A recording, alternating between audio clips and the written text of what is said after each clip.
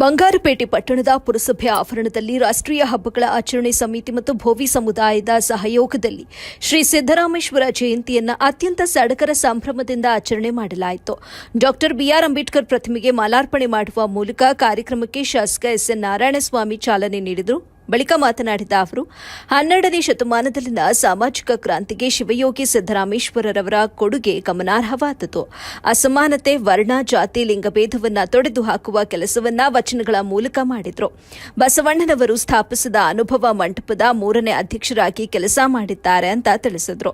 ಇನ್ನು ಕಾರ್ಯಕ್ರಮದಲ್ಲಿ ಪಕ್ಷ ಭೇದ ಮರೆತು ಸಾಮರಸ್ಯದಿಂದ ರಾಜಕೀಯ ಮುಖಂಡರು ವೇದಿಕೆ ಹಂಚಿಕೊಂಡಿದ್ದು, ರಾಜಕೀಯ ನಾಯಕರ ಈ ನಡೆಗೆ ಸಾರ್ವಜನಿಕರು ಮೆಚ್ಚುಗೆ ಕೂಡ ವ್ಯಕ್ತಪಡಿಸಿದ್ರು.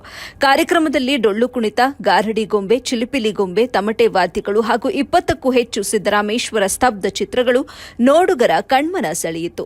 ಕಾರ್ಯಕ್ರಮದಲ್ಲಿ ತಾಲೂಕು ದಂಡಾಧಿಕಾರಿ ರಶ್ಮಿ, ಇಒ ರವಿಕುಮಾರ್, ಪುರಸಭೆ ಮುಖ್ಯಾಧಿಕಾರಿ ಮೀನಾಕ್ಷಿ, ಕ್ಷೇತ್ರ ಶಿಕ್ಷಣಾಧಿಕಾರಿ ಸುಕನ್ಯಾ, ಆರಕ್ಷಕ ನಿರೀಕ್ಷಕರಾದ ನಂಜಪ್ಪ, ಭೋವಿ ಸಂಘದ ಅಧ್ಯಕ್ಷ ಎಸ್ ನಾರಾಯಣ್, ಜೆಸಿಪಿ ನಾರಾಯಣಪ್ಪ, ರಾಮಚಂದ್ರಪ್ಪ, ಶೇಷು ಸೇರಿದಂತೆ ಇನ್ನೂ ಅನೇಕ ಮುಖಂಡರು ಉಪಸ್ಥಿತರಿದ್ದರು.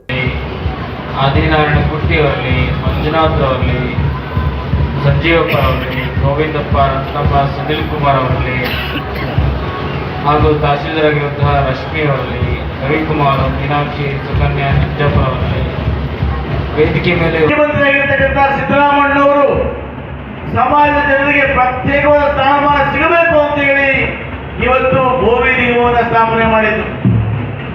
ಇವತ್ತು ಆ ಭೋವಿ ನಿಗಮ ಸ್ಥಾಪನೆ ಮಾಡೋದ್ರ ಮುಖಾಂತರ ಏನು ನಮಗೆ ಶೇಕಡ 24.1ರಲ್ಲಿ ನಮ್ಮ ಜನರಿಗೆ ಅನುಗುಣವಾಗಿ ಅನುಕೂಲ ಸಿಗುತ್ತೆ, ಆ ಎಲ್ಲವನ್ನು ಸಮುದಾಯ ಪಡಲಿಕ್ಕೆ ಇವತ್ತು ಸಾಧ್ಯವಾಗಿದೆ.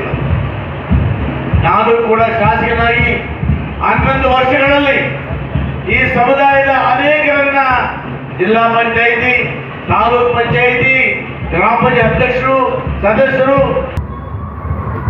ತಾ ಮಾಡಿದ ಹೆಣ್ಣು ತನ್ನ ನಾಲಿಗೆ ನೇರಿತು, ತಾ ಮಾಡಿದ ಹೆಣ್ಣು ತನ್ನ ತಲೆಯೇ ನೇರಿತು, ತಾ ಮಾಡಿದ ಹೆಣ್ಣು ತನ್ನ ತೊಡೆಯ ನೇರಿತು, ತಾ ಮಾಡಿದ ಹೆಣ್ಣು ನಾರಾಯಣನ ಹೃದಯ ನೇರಿತು. ಇದು ಕಾರಣ ಕಪಿಲ ಸಿದ್ಧ ಮಲ್ಲಿಕಾರ್ಜುನ ಹೆಣ್ಣು ಹೆಣ್ಣಲ್ಲ, ಹೆಣ್ಣು ರಕ್ಕಸಿಯಲ್ಲ, ಹೆಣ್ಣು ಸಾಕ್ಷಾತ್ ಕಪಿಲ ಸಿದ್ಧ ಮಲ್ಲಿಕಾರ್ಜುನ ಅಂತಂದ್ರು. ಹೆಣ್ಣಂತಂದ್ರೆ ಮಾಯೆಯಿಂದ ನೋಡಿದ್ರು, ಹೆಣ್ಣು ಅಂತಂದ್ರೆ ಅದು ಭೋಗದ ವಸ್ತು ಅಂತ ನೋಡಿದ್ರು, ಹೆಣ್ಣು ಅಂತಂದ್ರೆ ಮಕ್ಕಳಿರುವಂತ ಯಂತ್ರ ಅಂತ ಹೇಳಿದ್ರು. ಹೆಣ್ಣಿಗೆ ಸ್ವಾತಂತ್ರ್ಯದ ಅವಶ್ಯಕತೆ ಇಲ್ಲ ಅಂತಂದ್ರು. ಬಾಲ್ಯದಲ್ಲಿದ್ದಾಗ ತಂದೆ ತಾಯಿಗಳು ನೋಡ್ಕೋಬೇಕು, ಮದುವೆ ಆದಾಗ ಗಂಡ ನೋಡ್ಕೊಳ್ಬೇಕು, ವೃದ್ಧಾಪ್ಯದಲ್ಲಿ ಮಕ್ಕಳು ನೋಡ್ಕೊಳ್ತಾರೆ. ಇಂತಹ ಗಂಡನ ಆಶ್ರಯದಲ್ಲಿ ಗಂಡು ಮಕ್ಕಳ ಸಂತತಿ ಆಶ್ರಯದಲ್ಲಿ ಸಾಕು, ಹೆಣ್ಣಿಗೆ ಸ್ವಾತಂತ್ರ್ಯ ಬೇಕಿಲ್ಲ ಅಂತಂದ್ರು.